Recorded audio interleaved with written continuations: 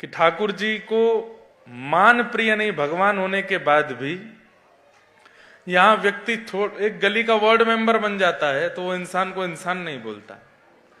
यहां $10 ज्यादा कमा लेता है तो उसको लगता है कि मेरा एक ओहदा बन गया है, मुझे एक रेस्पेक्ट की आवश्यकता है। लेकिन त्रिलोकीनाथ ब्रह्मांड नायक सर्वेश्वर ईश्वर भगवान कृष्ण हम लोगों से तू बुलवा करके ये बताते हैं कि सब कुछ प्राप्त होने के बाद भी अहम शून्य है। सब कुछ प्राप्त होने के बाद भी ठाकुर जी कितने सरल हैं, कितने डाउन टू अर्थ हैं। इसलिए आप कुछ भी नहीं हो तो बहुत अभिमान में मत रहो, बहुत अहंकार में मत रहो, सामान्य रहो। तो ठाकुर जी अपने मान का नाश कर रहे हैं, इसलिए हमारी तू की भावना को भी समझते हैं। फिर शायद इनके भैया या पति का होगा क्वेश्चन फ्रॉम दीपक। अब मैं क्या जानूं कौन दीपक। Why we cry when we go to temple? I have been to Ayodhya. In front of Ram Lala, I went quiet, no emotions. Cannot see anything apart from Lala.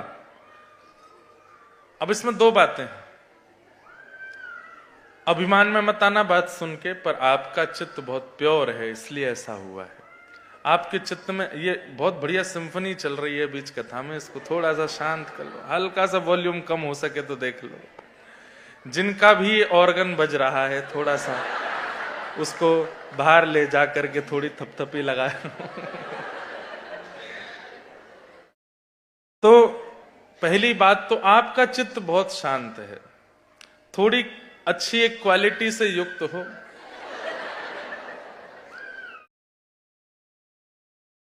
पंचम स्वर में क्या है वो, कोयल बोले, गूंगा बोले, क्या बोले, गूंगा गूंगा बोले। पंचम स्वर में गूंगा बोले, क्या वो कौन सा भाव कौन सा है वो? दर्शन दो घनश्याम नाथ मेरी अखियां प्यासी रे।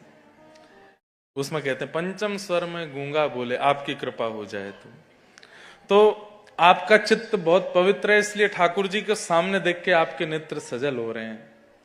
दूसरी बात, हो सकता है कि ठाकुर जी आपको देख रहे हैं इसलिए आपके नेत्र सजल हो रहे हैं। लाखों लोग जाते हैं राम जी को देखने, सबकी आंखों में जल तो नहीं आता। और तीसरी एक और बात लगती है, हमें नहीं पता होता कि हम कितने जन्म ले चुके हैं, पर हमारी सोल को पता है, हमारी आत्मा को पता है कि मैं कितनी भटक चुकी हूं। तो जिसके बहुत जन्म हो जाते हैं भटक भटक के, वो परेशान हो जाता है, उसको पता ही नहीं चलता कि वो मंदिर में जाके उसको हो क्या जाता। ठाकुर जी सामने खड़े हैं, हाथ शिविर करने लगते हैं, आंखों से आंसू, वो जो उसकी जीवात्मा अंदर जो उसका चित्त है वो रुदन करता है कि नाथ अब इसका अंत करो, ये मेरा अंतिम जन्म हो, हे प्रभु कितना और भटकाओगे मुझे। सूरदास जी गाते हैं, काम क्रोध को पहर चोलना, काम क्रोध को पहर चोलना किसको कहते हैं? कपड़े। ये जो हमारा शरीर है ये काम क्रोध का कपड़ा है। काम क्रोध, इसमें केवल दो ही चीज आती है, या तो इसकी इच्छा पूरी ना हो तो इसको क्रोध आता है, और दूसरा इसको काम आता है, तीसरा कुछ नहीं आता इस शरीर को।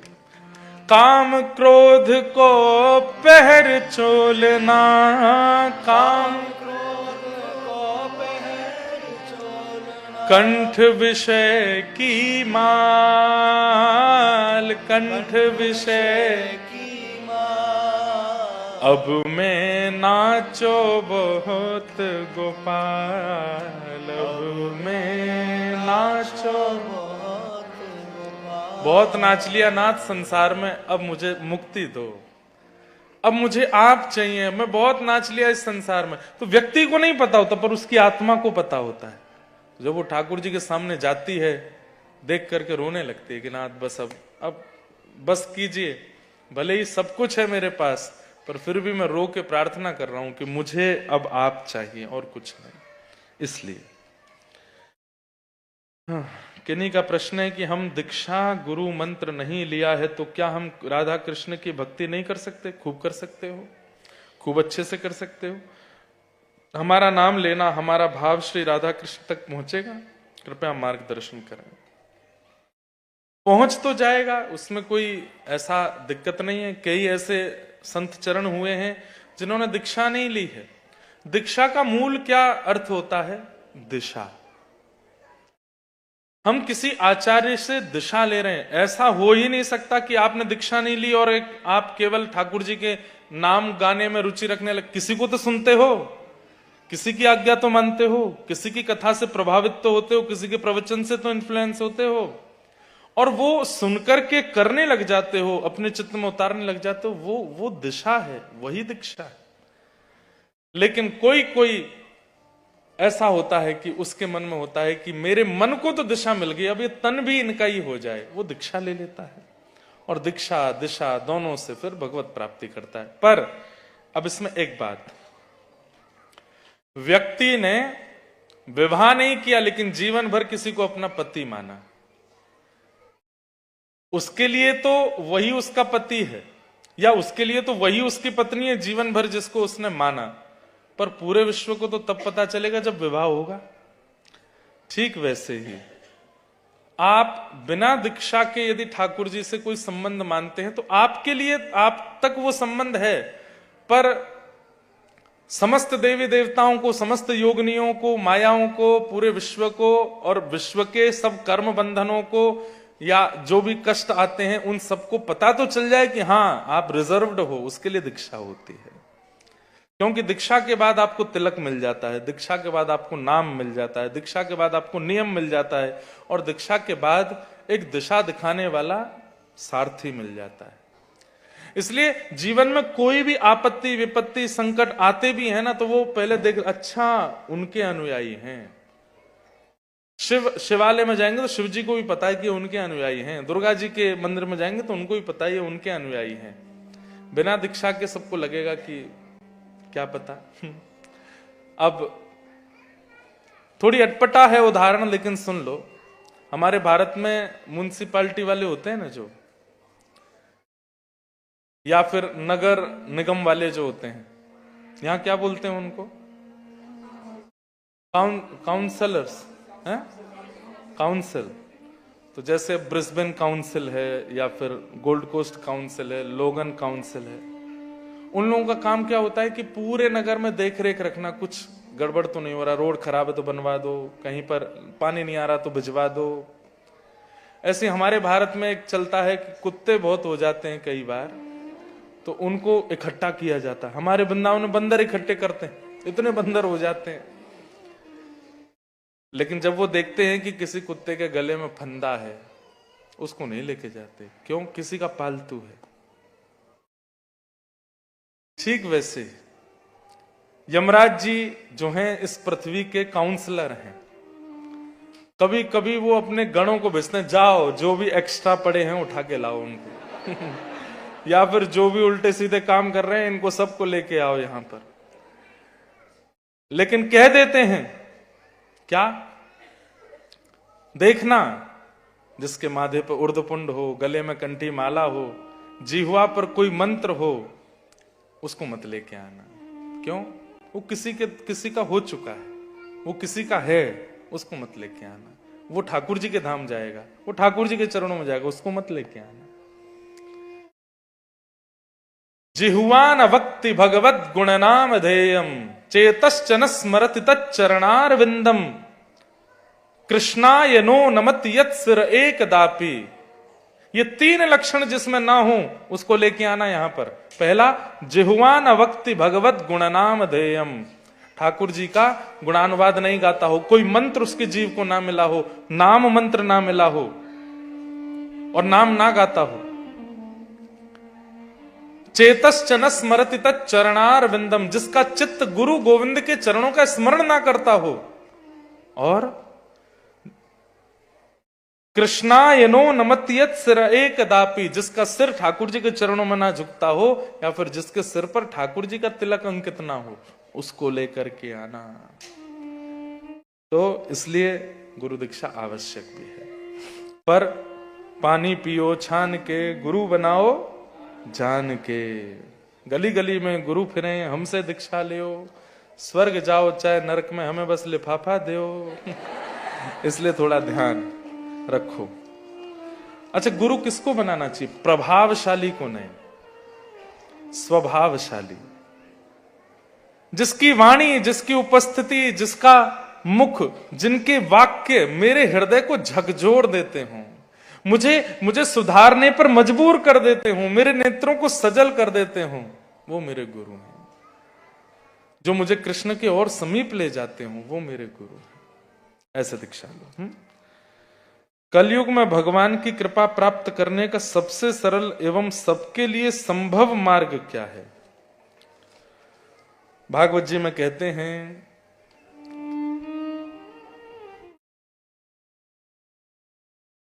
क्या कहते हैं बताता हूं, नहीं प्रमाण कभी कभी याद नहीं आते श्लोक।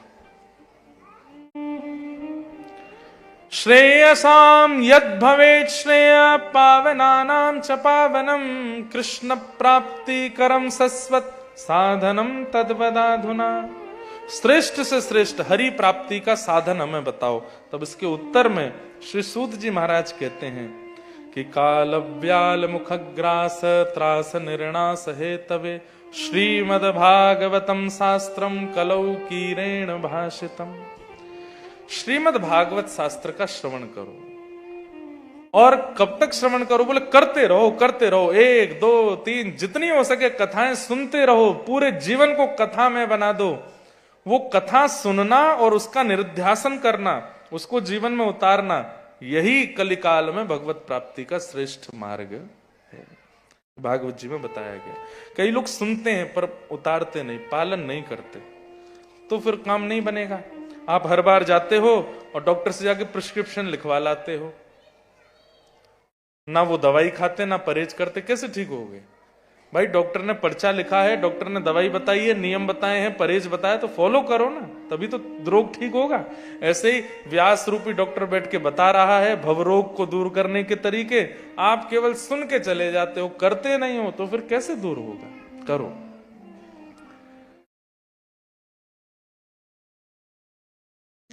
और क्या है? अगर मैं कभी मौन रखती हूं तो फिर भी बोलने की बहुत इच्छा होती है। यह बोलने की इच्छा कैसे खत्म हो? हमारे ब्रज में एक बाबा हैं, वो 6 महीना मौन रहते हैं, और 6 महीना मौन रहते हैं तो एक लेटर पैड पास में रखते हैं। जैसे ही कोई आता उसको लिख के दे देते हैं। एक बार मैं उनके पास बैठा था तो कोई उनका सेवक बहुत गलतियां कर रहा था, क्रोध में आगे, मौन चल रहा था, पर्चा उठाया, उसमें गालियां लिखी उन्होंने बाकायदा, और गाली लिख के बोले तो मौन का मतलब क्या है? मनन करो, मन में बोलो मत, सोचो मत। करना भी ये मौन नहीं होता। मौन का मतलब पूर्ण साइलेंट रहिए, केवल ठाकुर जी। मौन किस लिए रहा जाता है? कि हम ठाकुर जी का स्मरण कर रहे हैं शांत रह करके, इसलिए मौन रहना। ये मौन कोई नियम में नहीं होता कि ठीक है मौन बैठे हैं लेकिन हंस भी रहे हैं, ठिठोले भी कर रहे हैं, व्हाट्सएप पे ये मैसेज भी कर रहे हैं, इंस्टाग्राम भी चला रहे हैं, फेसबुक भी चला। मौन किस लिए होता है? कि एकांत में रह के थोड़ी देर ठाकुर जी का मनन करो, इसलिए मौन है। आपकी बोलने की इच्छा इसलिए हो रही है क्योंकि आप ठाकुर जी का स्मरण नहीं कर रहे हो। फिर किन्हीं का भाव है, भीतर से मैं का भाव कैसे जाए? अहंकार। कृष्ण की प्राप्ति, कृष्ण के प्रति आस्था बहुत है, किंतु मैं के भाव के कारण अब मन बुद्धि प्रमाण मांग रहा है। अब भाई ये मैं तो कथा से ही हटेगा। और दूसरी बात, मैं हटाने का दूसरा तरीका बताएं, जो दिखे सामने सबको प्रणाम करो। जब झुकना शुरू कर दोगे तो अपने आप मैं निकलने लगेगा। झुकते नहीं है इसलिए मैं नहीं जाता चित्त से। अहंकारी व्यक्ति कौन? जो बचपन में स्कूल, अब जो यहां पढ़े लिखे उनको तो नहीं पता होगा, जो भारत में पढ़े हैं 6th 7th क्लास में लगभग सबने संस्कृत पढ़ी होती है, या किसी ने 9th में पढ़ी होती है। और एक श्लोक वहां हमको स्कूल में पढ़ाया गया था, नमन्ति फलिनो वृक्षा नमन्ति गुणिनो जना शुष्क काष्ठानि मूर्खाश्च ना नमंती कदाचन, कि फलित वृक्ष जो होता है वो सदा झुका रहता है, और जिस वृक्ष में फल नहीं लगते वो सीधा खड़ा रहता है। ऐसे ही जो गुणवान है, जो योग्य है, वो झुकना जानता है, और जो अवगुणों से युक्त है वो सीधा खड़ा रहता है। लेकिन याद रहे, तूफान जब आता है तो झुका हुआ वस्त्र झुका हुआ पेड़ बच जाता है, और सीधा खड़ा पेड़ सीधा ही गिरता है। इसलिए झुकना शुरू करो, दीन बनना शुरू करो। अब ऑस्ट्रेलिया में कहां झुकोगे, सबके आगे कैसे झुकोगे? इसलिए कम से कम जिसके सिर पर उर्दपुंड दिखे, कंठे, अब ये भी तो नहीं दिखेगी यहां पे, अब वो आपके ऊपर है, कैसे झुकोगे? झुको, झुकने से ही मैं जाएगा चित्त से। दीन बनो। और भाई देखो, अभिमान किस बात का कर रहे हो? किस बात का अभिमान कर रहे हो? शरीर का अभिमान है तो चलो आज अपने शरीर को एक आज्ञा करो, आप सब लोग, हे मेरे शरीर सुन, मैं खूब घी भी खाऊंगा, मैं रसगुल्ला भी खाऊंगा, गुलाब जामुन भी खाऊंगा, मैं यहां वो मीठे क्या मिलते हैं बच्चे खाते, डोनट्स भी खाऊंगा, मैं चॉकलेट भी खाऊंगा, मैं सब मीठा मीठा खाऊंगा। खबरदार, तुझे ऑस्ट्रेलिया लेके आया मैं, यहां लाके घर में बसाया मैंने, तेरे को नहलाता हूं, धुलाता हूं, बढ़िया वाला फेस वॉश, बॉडी वॉश और पूरा लोशन लगा के तेरे को तैयार रखता हूं, मेरी नहीं मानेगा? शुगर मत होने देना, खूब खाऊंगा मैं। शरीर मानेगा? नहीं मान सकता। शरीर को कह दो ना जिम जाऊंगा, ना एक्सरसाइज करूंगा, ना मॉर्निंग वॉक करूंगा, कुछ भी नहीं करूंगा, धुआंधार खाऊंगा, खबरदार तू मोटा हुआ तो मानेगा? नहीं मानेगा। अरे चलो ये तो आप इसमें ये भी कह सकते हो, महाराज जी मैं खा रहा हूं इसीलिए तो हो रहा है। ठीक है, खाने की भावना को छोड़ो, शरीर को आज एक आज्ञा दे दो। बोले क्या? खबरदार, अब तू बूढ़ा नहीं होना, तू ऐसे ही रहे, अभी तो सुंदर दिखता है, बढ़िया तेरी जुल्फें हैं, ऐसे ही बना रहे, कभी तेरे बाल सफेद नहीं होने चाहिए। तू बूढ़ा हुआ तो देख लेना, मैंने तेरी कितनी सेवा की, आज तू 28 साल का हो गया, कितना तेरे को सजा धजा के रखा मैंने, अब नहीं करना। मानेगा शरीर? नहीं मानेगा। जो शरीर आपके कंट्रोल में नहीं है उस पर अभिमान कैसा? जो आपके वश में ही नहीं है उस पर अहम क्यों? ये आपकी नहीं मानता, बल्कि आप इसके गुलाम हैं। ये कहता है कि भोजन कराओ तो कराना पड़ेगा, ये कहता है सुलाओ तो सुलाना पड़ेगा, ये कहता है नहलाओ तो नहलाना पड़ेगा, प्यास लगी पिलाओ तो पिलाना पड़ेगा। और बल्कि ये तो इतना ज्यादा आपके ऊपर अपना रौब जमाता है, इसकी इच्छा पूरी ना करो तो आपको मार भी सकता है। तो ऐसे शरीर का अभिमान क्यों?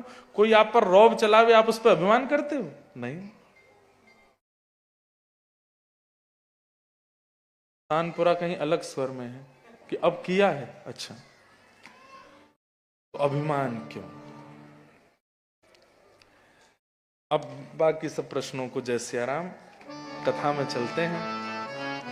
एक बहन का एक भाव ये ऐसा भी था कि मैं कृष्ण को प्रियतम मानती हूं, क्या इसमें दोष है? नहीं, बिल्कुल दोष नहीं है।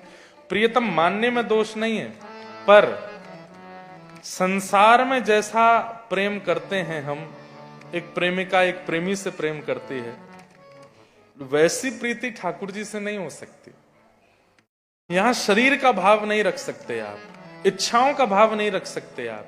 ठाकुर जी तो निष्काम प्रेम होता है, तो उस भावना को आप धारण करो, प्रेम तो कर सकते हैं, उसमें कोई दोष नहीं है। तो कल चंद्रहास, भक्त चंद्रहास जी का चरित्र हम सुन रहे हैं। कौन सुना रहे हैं? नारद जी सुना रहे हैं। और कौन सुन रहा है? अर्जुन और श्री द्वारिकाधीश बैठ करके चंद्रहास जी का चरित्र सुन रहे हैं। कल हम लोगों ने श्रवण किया कि चंद्रहास जी को एक दूसरे नगर के राजा ने गोद ले लिया और उनको अपना उत्तराधिकारी राजकुमार बना दिया। सब लोग ध्यान से देखें और ध्यान से सुने, और जो नए आए हैं बिल्कुल चुपचाप रहना। हाँ, कहीं सिर के ऊपर से बात निकले, पता चली एक दूसरे से बातें कर, नहीं। जो नए आए हैं वो भी ध्यान से सुनो, और सब लोग इधर देख करके श्रवण कीजिए। नए नगर के राजा बन गए हैं कौन? चंद्रहास, राजकुमार। राजा ने चंद्रहास जी को पढ़ने के लिए भेजा, उचित गुरुकुल में पढ़ करके आए, खूब विद्वान होकर के आए। इतने सुंदर हैं चंद्रहास जी की पूरी नगरी इनको देखने के लिए लालायित रहती है कि हमारे राजकुमार कितने सुंदर हैं। 1 डेढ़ 2 वर्ष निकल गए, चंद्रहास जी का बढ़िया